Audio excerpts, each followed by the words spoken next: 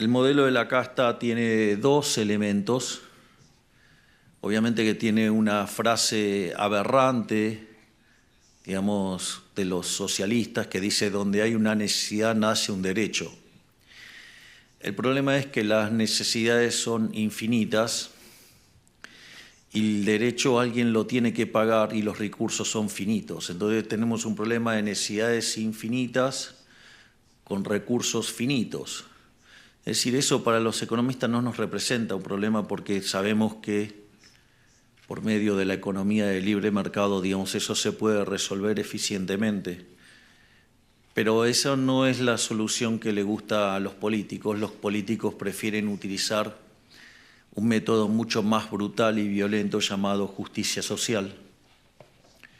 La justicia social es una aberración desde el punto de vista moral y naturalmente, como era de esperar, va a generar malos resultados. Es decir, porque la justicia social, la pregunta es: ¿algunos de los que están presentes acá están a favor del robo?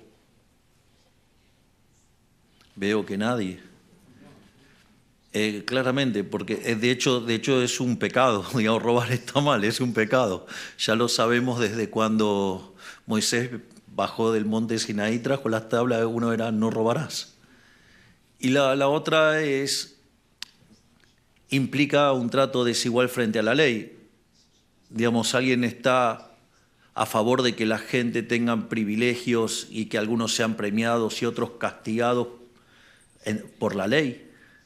Es decir, ¿hay alguien que esté en contra de la igualdad ante la ley?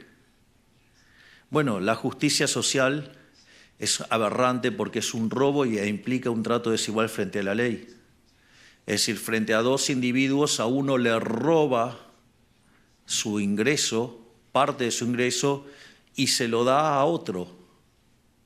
Por lo tanto, digamos, está el robo y está el trato desigual frente a la ley. Y eso además genera un grave problema de incentivos, porque si el que genera la riqueza está siendo castigado y el que, digamos, básicamente patalea y clama porque esto es injusto, le dan dinero, entonces el incentivo es a patalear y gritar y quejarse y no trabajar. Con lo cual, digamos, genera un sistema de incentivos incompatibles con el progreso. A su vez, también tiene consecuencias en la calidad de vida de la sociedad, pero no ya solo, digamos, por su daño en lo económico, sino por el daño en el vínculo entre las personas. Promover y potenciar una sociedad de envidiosos hace que el clima dentro de la sociedad sea extremadamente hostil. La sociedad vive enfrentada por una supuesta lucha de clases y en ese sentido la calidad del vínculo es muy mala y hay mucha desconfianza y la sociedad queda hiperpolarizada y lo que reina es el odio. Porque claro, hay uno que produce la riqueza y se la roban y hay otro que dice que tiene derecho a apropiarse la riqueza del otro. Entonces es como si se viviera en una guerra permanente y todo, digamos, por adherir a mala teoría económica. Es decir, como decía Hayek, si los socialistas entendieran de economía no serían socialistas. Es más, yo les diría que la verdad es que Marx fue desmentido brutalmente, les diría, ya por Eugene von Bawerk, en un libro que se llama La conclusión del sistema marxiano, donde probó, digo, todas las inconsistencias del sistema. Marx ya se había dado cuenta cuando Menger presentó los principios de economía política. Y no solo eso, sino que además, después eso fue vapuleado por Mises en el libro Socialismo, explicando que el socialismo no podía funcionar por el problema del cálculo económico. Hayek demostró, digamos, en Camino de Servidumbre, digamos, cómo las intervenciones derivaban en ese sistema siniestro.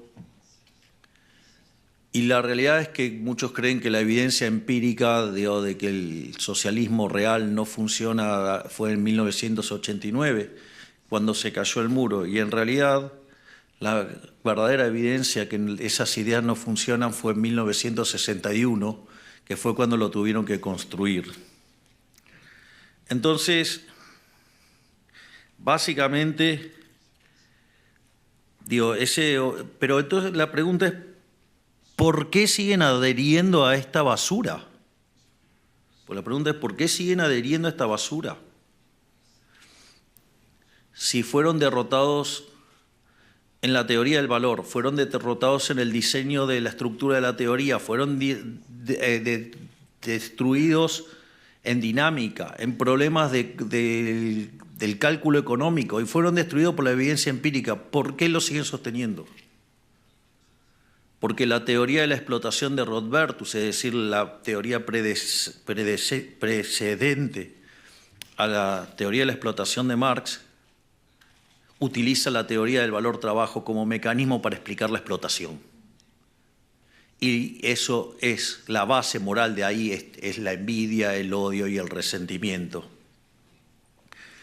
Entonces, ahora, dicho esto, ¿cuál es la consecuencia del programa de la justicia social? La consecuencia del programa de justicia social es que eso se tiene que corregir con la garra del Estado. Es decir, ellos no creen en la mano invisible del mercado, ellos creen en la garra del Estado. Creen en robarle a alguien para darle a otro. Es decir, como si tuviera algún justificativo, es decir, ¿a título de qué? Digamos, o sea, yo quiero hacer caridad con este grupo, no, lo voy a hacer así. Yo quiero hacer caridad con este grupo, el que está a la izquierda, robándole al grupo que está a la derecha. Entonces, yo vengo, les pongo una pistola en la cabeza y les quito el dinero para dárselo a ellos. Es una cuestión aberrante.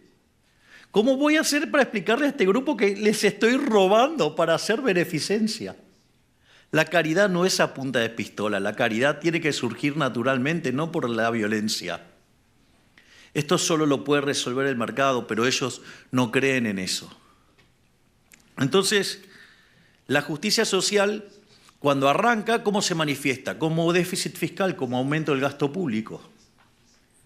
¿Sí? Y entonces ahora viene el problema de cómo lo financiamos. Pues es un poco violento estar poniéndole a este pobre grupo la pistola en la cabeza.